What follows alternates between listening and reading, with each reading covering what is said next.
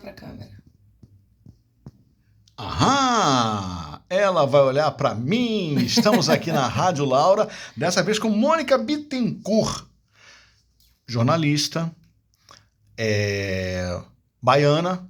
Não, Carioca, mas tá morei na ok, Bahia. beleza, ok, morou na Bahia, dramaturga e atriz, e é por isso que você está aqui, Exatamente. né?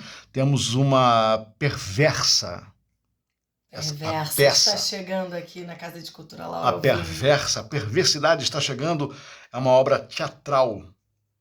Fala sobre Isso o aí. amor, as complexidades. O amor é complexo? O amor é É muito... mais do que isso, É né? mais do que isso.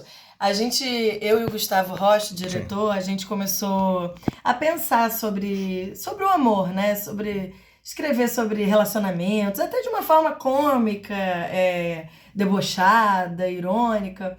Mas a gente ficou se desdobrando um pouco sobre esse assunto e a gente viu quantas... Até hoje a gente fica meio que ainda entendendo camadas da peça que a gente não tinha se tocado. Você reparou que isso aqui faz link com isso aqui? Que... Caraca! Então... Você não acha assim, quanto mais a gente fala sobre alguma coisa, mais a cabeça abre, né? Se toca. Caraca, não tinha pensado nisso. E essa peça, eu acho que ela é meio isso. Ela vai abrindo várias camadas. Você começa a peça, uma mulher de 30 e poucos anos, tipo eu, ela tem o mesmo nome que eu, pra fazer essa brincadeira com a plateia, o que é verdade, o que não é. E eu vou começando a contar uns causos e tal, mas tem alguma coisa assim estranha nesses causos. Ela faz uns comentários meio que você tá... Aí você ri de uma coisa ou outra, mas vai dando umas pitadas assim de Não pode falar, né? Não pode falar. Não posso falar, não dá muito spoiler. Mas aí a história vai se desdobrando e é como se a peça fosse tomando um outro rumo. Assim, você vai... Aí vai entrando no passado dela também, na infância, na adolescência, nessa relação, nas relações que ela teve durante a vida, nas relações com outros homens, nos abandonos, nas frustrações. E aí ela encontra o amor, mas ela tem essa dificuldade de enxergar o outro, de se conectar com o outro. E ela tem essa questão da perversidade. E a perversidade na peça é quase como uma metáfora para nossa dificuldade de amar, para nossa... Quando a gente mata o amor, quando a gente... É quase como uma alegoria mesmo. Olha, é muita coisa. É muita coisa. É difícil de falar exatamente o que é. Vou tentar entender aqui. Não vai dar para entender isso que você está falando, porque cada coisa que você está falando aí, a gente podia falar meia hora sobre cada uma. Meia hora sobre cada coisa. Agora, abandono. A moça, coitada. A perversa, ela nunca abandonou também? Abandona. É isso que ela faz. É porque é perversa. É que é perversa. Só que a forma dela de abandonar é um pouco mais... Cruel. Cruel, Mas é isso. Ela é como se fosse um exagero de todos nós. Ela é uma alegoria da forma que a gente, às vezes, trata o amor, pela dificuldade, justamente, de lidar com o outro, de se vulnerabilizar. A gente, às vezes, acaba sendo perverso sem nem sentir. E quando a gente bota isso na peça, isso fica meio over pra você que tá assistindo, mas quando você vai parar pra pensar, quantas vezes você também já não foi perverso na sua vida? Sim. De outras formas. E a gente levanta esse questionamento, assim. Você escreveu, ou coescreveu, né? Eu coescrevi junto com o Gustavo Rocha, a gente ia discutindo aí todas essas camadas que a gente coloca na peça. E é uma peça que eu acho que as pessoas gostam de montar um quebra... É como se fosse um quebra-cabeça mesmo. Tipo, isso aqui liga com isso aqui. Por isso que ela fez isso aqui. A gente tenta fazer um thriller, sabe? Entendi. Deixando meio pistas no meio do caminho. Isso é legal, hein? Então, ao mesmo tempo que falando de amor, e tem muito humor, tem muito deboche, tem muito... Tem amor. Tem muito amor, tem afeto, tem muito tesão. A gente fala de uma forma muito aberta sobre sexualidade, assim. E isso, às vezes, na boca de uma mulher falando sobre sexo, sobre o que faz, o que não faz. Sim. Ela indo atrás dos homens e tipo, mais bem ativa na história. Isso, às vezes, é estranho, assim, para as pessoas. Ainda? Eu acho que ainda é, assim. É cedo, né? Não é cedo. Eu fiz esse espetáculo 4 dias ano passado. Pra justamente a gente testar como é que estava chegando no público, se estava chegando aquilo que a gente queria. É um test drive. Test drive. Entendi. E as pessoas traziam muitas questões, assim. É o tipo de peça que você fica depois tomando uma no bar e discutindo, assim mesmo. Mas será que aquilo era por causa disso e tal? E as pessoas se identificam muito também. Quem não, né? Quem não? Pois é. Com todos esses aspectos. Enfim, é isso mais ou Mas menos. assim, quando você fala... Eu comecei abrindo aqui, a gente começou falando sobre Bahia, né? Sim. O que você foi fazer na Bahia? Meu pai na época foi transferido para trabalhar lá, eu era pequena e fui junto com ele. Aí fui com 12 anos e fiquei morando lá 10 anos.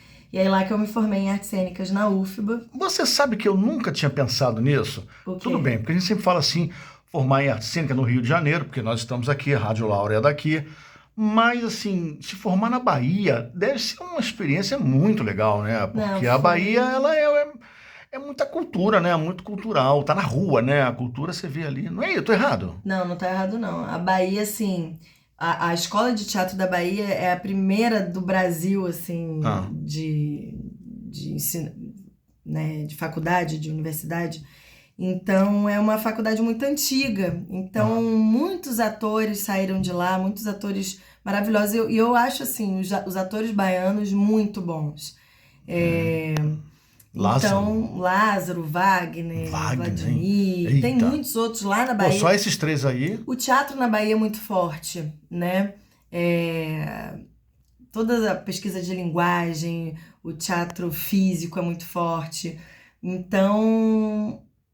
Eu gosto muito de ter essa experiência de ter me formado lá, assim, o contato que eu tive com diversas realidades, então foi muito bom, assim, pra mim. E como foi, assim, aí você acordou um belo dia e falou, agora eu quero fazer teatro. Não foi assim, né? Não foi assim. Eu comecei a fazer teatro aqui, na Casa de Cultura. Opa, essa é outra pergunta. Já tô.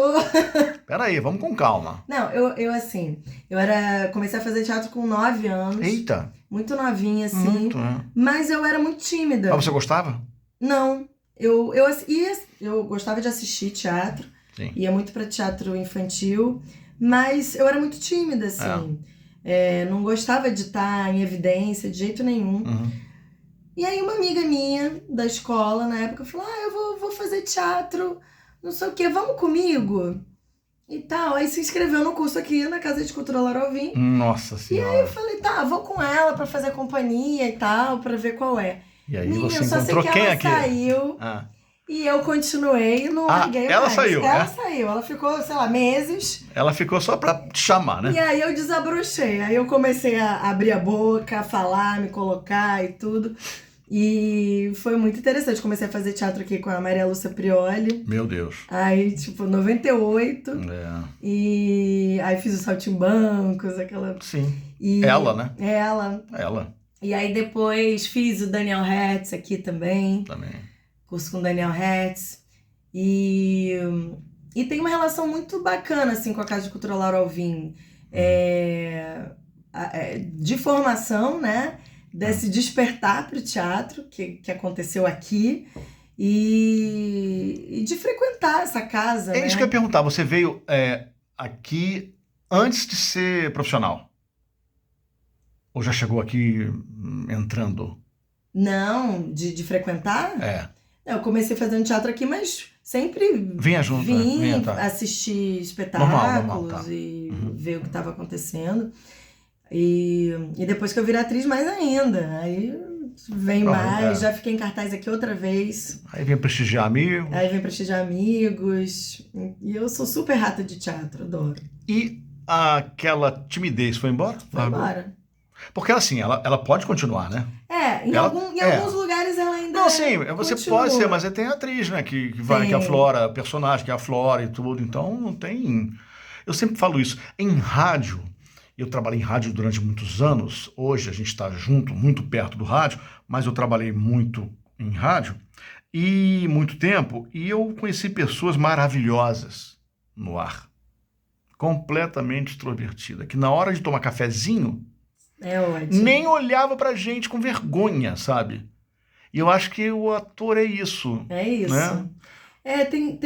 Eu acho que assim, quando a gente assume agora, por exemplo, agora eu vou falar sobre a peça. Então a gente veste uma camisa assim de comunicação, de vou falar e tudo. Mas na vida, de certa forma, a gente não é. É um pouco mais. Por exemplo, eu também apresento um programa sobre cultura na Rádio Roquete Pinto. Muito legal isso. Que é também um personagem, né? De certa forma. A gente veste a camisa, agora vamos aqui.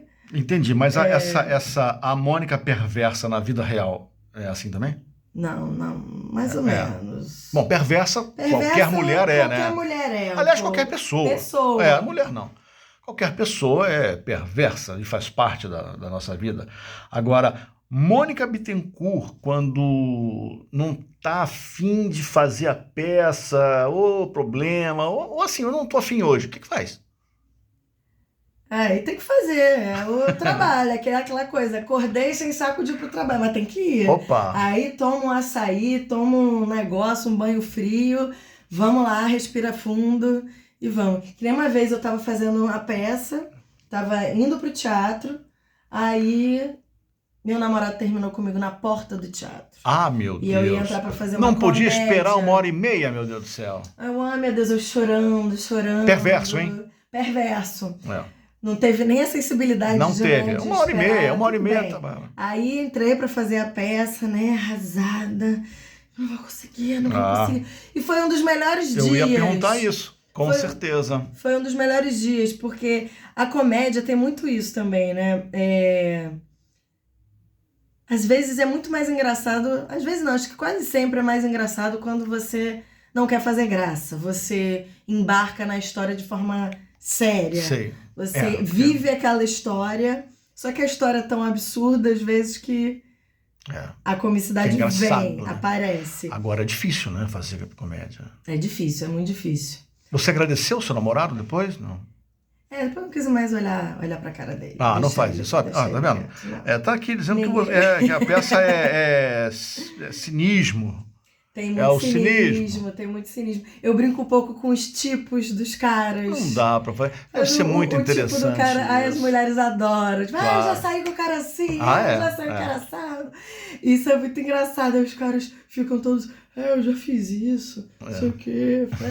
Então para pra pensar aí. Mas é muito curioso. Tem uma coisa que essa peça traz, que é o seguinte, o perverso, a palavra significa o outro, né? É como se a gente fosse duas pessoas, né? O verso daquela mesma pessoa. Então aquilo que a gente não mostra, aquilo que fica um pouco escondido. Então...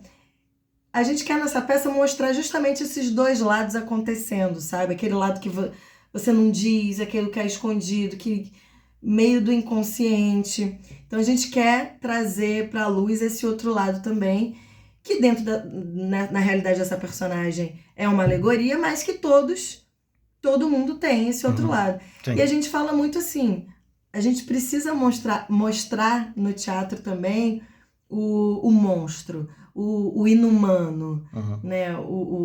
Não só a parte legal, mas a parte ruim do ser humano também. E eu posso falar uma bobagem agora, mas você tem um lado de humor muito forte, não? Tenho. Eu percebi. No início que eu comecei a fazer essa peça, é engraçado porque sou eu, Gustavo Rocha. Gustavo, ele tem uma história... Ele também tem essa pegada de humor? Não, assim, tem, mas a história dele é muito mais teatro político, teatro experimental. Opa, então é um complemento aí, hein? É um complemento. E eu um pouco mais da comédia, pouco mais disso. E aí eu comecei a escrever esse texto, mais na linha da comédia, Só que eu e ele, a gente já trabalha criativamente há 6 anos juntos, assim. Eu crio uma coisa, ele, mas e se a gente botasse isso aqui? Aí eu, mas e se a gente... E a gente vai montando esse quebra-cabeça juntos e a gente funciona bem desse jeito. É bom isso. E aí a gente criou um misto, assim. A gente brinca, assim, que a gente tem algumas influências. Por exemplo, tem uma série que eu adoro, que é Fleabag, que... Uma série da Amazon que fez muito sucesso, que é uma mulher falando de relacionamentos de uma forma muito escrachada, aberta. E eu falei, cara, eu queria um pouco disso, dessa coisa meio grosseira, meio aberta, sem muito melindre, falar de certos assuntos. E aí, não, beleza, vamos lá, não sei o quê. Aí ele começou a trazer outros elementos, assim, de thriller, de suspense, de violência. Eita. E aí a gente começou a falar assim, cara, e se a gente juntasse isso com isso? Vamos ver o que dá aqui dessa mistura. Quero contar muito pra não dar spoiler, mas é um pouco dessa mistura, assim, meio que tem leveza, mas aí chega uma hora que puxa o tapete também. Eu gosto muito do humor porque ele é democrático, né? Sim. É democrático. Você pede fazer humor, pera, por favor, é humor, né? É humor. E, assim, você concorda comigo que está muito difícil fazer humor hoje. Tem muitos senões, né? É melhor não. Tem... Mas eu acho que beber da fonte de uma relação entre duas pessoas, ou pro bem ou pro mal, é muito farto isso. Eu acho que a comédia... Claro que você pode brincar com uma figura X, uma figura Y e tal...